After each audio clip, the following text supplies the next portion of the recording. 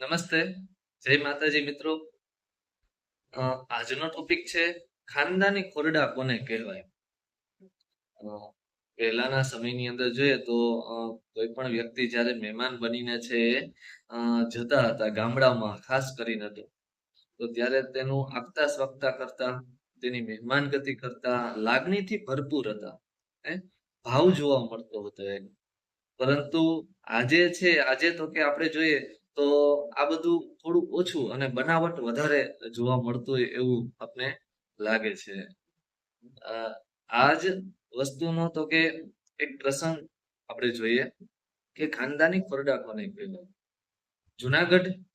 જુનાગઢ પાસે આવેલું એક ગામ બિલખા ગામ, અને બિલખા ગામની અંદર શેઠ સગાડસાની વાર્તાઓ તો લગભગ છે બધાએ સાંભળેલી હશે.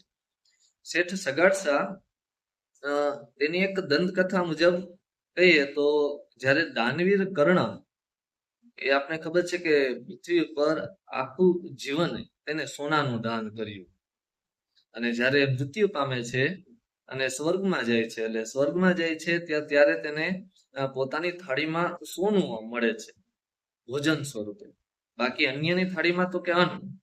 ત્યારે કર્ણને પ્રશ્ન થાય છે કે આવું કેમ. એટલે ઇન્દ્રને પૂછે છે, અને ઇન્દ્રને પૂછતા જાણવા મળે છે એવું કે તમે આખી જિંદગી છે, આખું જીવન પૃથ્વી ઉપર સોનાનું જ દાન કર્યું, સુવર્ણનું જ દાન કર્યું, એટલે તમને સ્વર્ગમાં પણ છે સોનું મળે છે. જો કદાચિત ને પૃથ્વી ઉપર અન્નનું દાન કર્યું હોત તો તમને સ્વર્ગમાં પણ અન્ન મળત.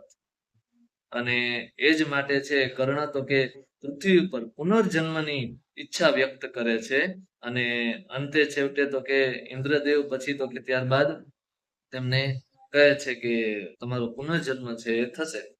પરંતુ પૃથ્વી પર કળિયુગની અંદર એ જ દાનવીર કર્ણનો પુનર્જન્મ શેઠ સગાડસા સ્વરૂપે થાય છે. આવી એક દંતકથા છે. અને જ્યારે શેઠ સગાડસા અને તેમની પત્ની ચંગાવતી, આ બંને પતિ પત્ની તો કે સદાવ્રત શરૂ કરે છે. એક વ્રત લે છે કે આખા દિવસની અંદર કોઈ એક વ્યક્તિને જમાડ્યા પછી જ પોતે જમવું, ભોજન કરવું.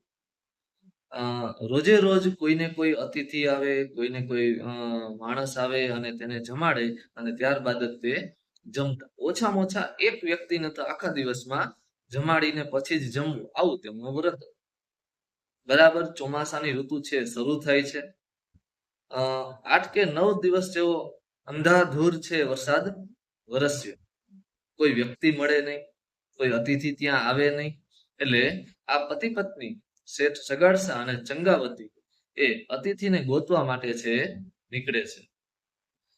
ગોતતા ગોતતા છે જાય છે, અને ત્યાં તો કે નજર પડે છે, ગામનું પાદર આવે છે, અને ત્યાં નજર પડે છે તો કોઈ એક અવરું જગ્યાએ કે એવી આગી જગ્યાએ છે તો કે એક અઘોરી બેઠા હોય છે, જેનો ખૂબ જ છે ખરાબ હાલતમાં હોય છે.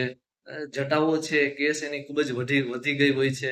સાથે તો કે મેલા એવા જોવા મળતા હોય છે, એવા અઘોરી જેવા છે જોવા મળતા. ત્યાં જાય છે આ દંપતી, અને ત્યાં જઈને તો કે કહે છે કે એ સાધુને, એ અઘોરીને કે અમારી ઘરે આવો અને અમે છે તમને જમાડીએ. ગોરી છે માનતા નથી, પરંતુ કોઈને કોઈ સ્વરૂપે છે તો કે એ મનાવી લે છે. તેમની કેટલીક શરતો રાખે છે અઘોરી, અને એ શરતો તો કે સ્વીકારી અને તે પ્રમાણે એને ઘરે લઈ આવે છે. તેને નવડાવે છે, ધોવડાવે છે, અને સાથે તો કે આ બધી મહેમાનગતિ કરે છે, અને પછી તો કે જમાડે છે. હવે જમવામાં નું તૈયાર કરીને થાળી આપે છે, અને એટલે અઘોરી તો કે રોષે ભરાઈ જાય છે, અને ઘા કરે છે થાળીને, અને કહે છે કે અમે અઘોરી પંથીઓ છીએ, અમે માંસ ખાઈએ છીએ. એટલે બંને પતિ પત્ની છે તો કે મૂંઝાણા ફરી પાછા કે માંસ ઘરના ચૂલા પર કઈ રીતે ચડે. કોઈ પણ રીતે વ્રત લીધેલું હતું, એટલે માંસ લઈ આવે છે, અને માંસ પકવીને ફરી પાછું થાળીમાં છે એને આપે છે.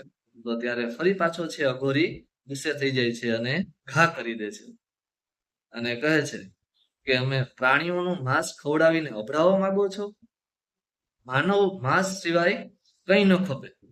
એટલે શેઠ સગાડશા અને ચંગાવતી મનોમન અને એકાબીજા સાથે છે એ વાતચીત કરતા કહે છે કે આપણે જમાડવા માટે કોઈ પણ માનવનો હત્યા કઈ રીતના કરી શકીએ, માનવનો ભોગ કઈ રીતના કરી શકીએ અન્ય, એ તો આપણે ઘરમાંથી જ છે તો કે ઉપાય કરવો પડશે ને ઘરમાંથી જ કોઈને કોઈ વ્યક્તિને છે મૃત્યુ પામી અને માંસ ખવડાવવું પડશે. ત્યારે તો કે પોતાનો પુત્ર ચેલૈયા અને ચેલૈયા તો કે નિશાળે હોય છે, નિશાળે કોઈ વ્યક્તિ એમને જાણ કરી દે છે કે તારા માતા પિતા છે તને મારીને કોઈ સાધુને છે માંસ ખવડાવવાનું કહે છે, તું ભાગી જા. ત્યારે ચેલૈયા છે કહે છે કે ભાગું તો મારી ભૂમિકા લાજે, બોરિંગ ન ઝીલે ભાર. ભાગું તો મારી ભૂમિકા લાજે, બોરિંગ ન ઝીલે ભાર, મેરુ સરીખા ડોલવા લાગે એને આકાશ આધાર, મેરા મણ માજા ન મૂકે અને ચેલૈયા સત ન ચૂકે. એટલે આવી રીતના ચેલૈયા છે તો કે ઘરે જાય છે અને ઘરે જાય છે અને આ વાતની તો જાણ થઈ જ ગઈ હોય છે અને પોતાના માતા પિતા છે તો કે ખાંડણીયામાં તો કે રાખે છે અને અતિથિની પાછી એવી ફરમાઈશ હતી કે મારે તો છે માથું જ ખાવું છે, માથાનું જ માંસ છે એ ખાવું છે. એટલે માથું છે તો કે ખાંડણીમાં રાખે છે અને ખાંડે છે અને માંસ છે તો કે અતિથિને આપે છે. પરંતુ આ અતિથિ, આ અઘોરી, આ સાધુ એ તો સ્વયં છે શ્રી હરિના રૂપમાં આવીને એ તો શેઠ સગાડશા અને ચંગાવતીની પરીક્ષા લેતા હતા. અને પરીક્ષા તો કે આવા સાચા માણસોની જ થતી હોય છે. ભગવાન પણ પરીક્ષા એની જ લઈ શકે કે જે પરીક્ષા આપવા સક્ષમ હોય છે. એટલે ત્યારે તો કે પછી શ્રી હરિ છે પ્રસન્ન થઈ જાય છે અને સાક્ષાત દર્શન આપે છે અને પોતાના ચેલૈયા પુત્ર મૃત પુત્રને પણ છે તો કે પાછો છે આપે છે. તો આ ખાનદાની ખોરડા કે જ્યાં સંસ્કારો અને છે અને ખાનદાની આપને છે જોવા મળે છે કે કોઈ એક વ્રત લીધું હોય છે ને તેને પૂરું કરવા માટે છે પોતાનો પુત્ર પણ આપી દે છે ખાંડીને. એટલે ભીખુદાન ગઢવી છે સરસ મજાનું કહે છે કે સંસ્કારો કે ખાનદાની એ તો સીધે સીધા નથી આવી જતા, રાતોરાત નથી આવી જતા. કદાચિત ને કરોડપતિ કે રોડપતિ એ તો રાતોરાત થઈ જવાય છે, પરંતુ સંસ્કારો અને ખાનદાની માં સંસ્કારો આવતા તો જાતાય પેઢીયું લાગે અને તેને આવતા પણ છે પેઢીયું લાગે છે.